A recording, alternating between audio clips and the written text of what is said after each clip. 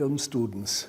They do read a book about editing, but nobody has read, let's say, books or dramas of Greek antiquity or God knows what. And I keep saying to them, you have to read. Read, read, read, read, read, read, read, read, read. If you do not read, you will become a mediocre filmmaker at best, but you will never make a real good film. If you haven't heard of Denis Johnson, you probably haven't read enough, but now's your chance.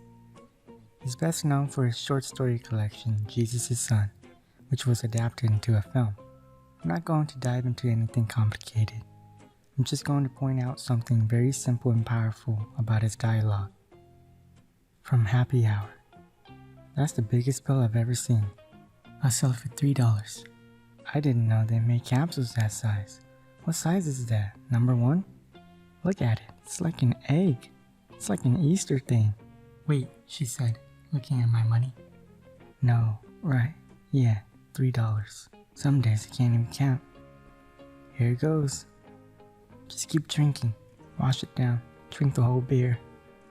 Wow, how did I do that? Sometimes I think I'm not human.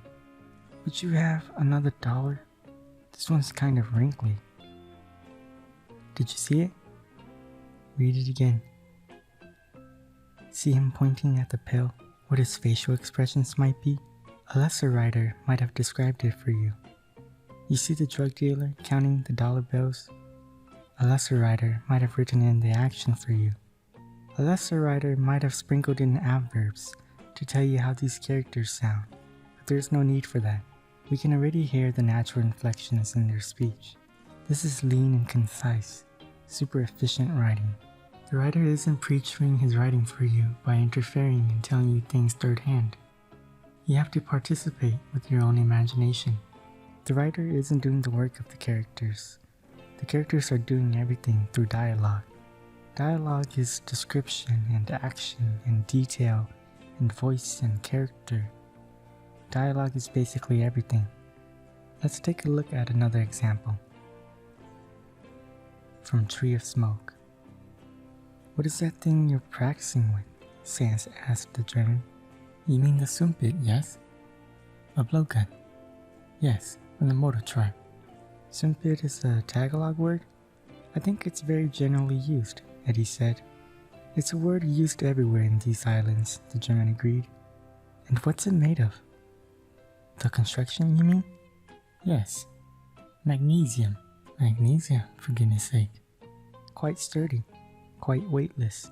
Do you see the German practicing with the blowgun, blowing through it?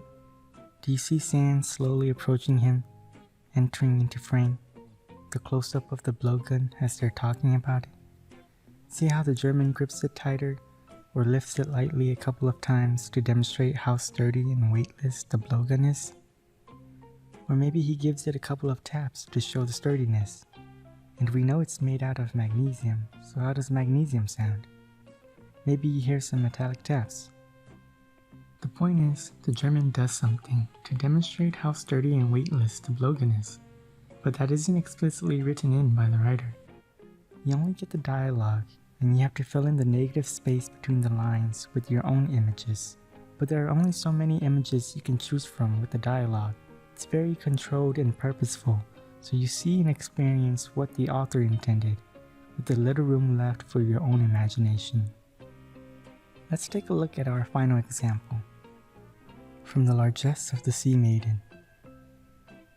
Some of us hadn't realized that Chris had lost a leg. He limped, but only slightly. I didn't even know he'd fought in Afghanistan. A landmine, I said. Yes, sir, a landmine.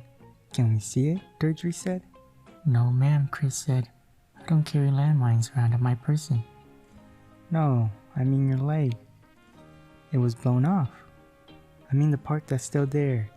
I'll show you, he said, if you kiss it. Now, besides being witty, this dialogue here is making us anticipate the image of Chris's blown off leg. We see a flash of it in our minds before it's even shown.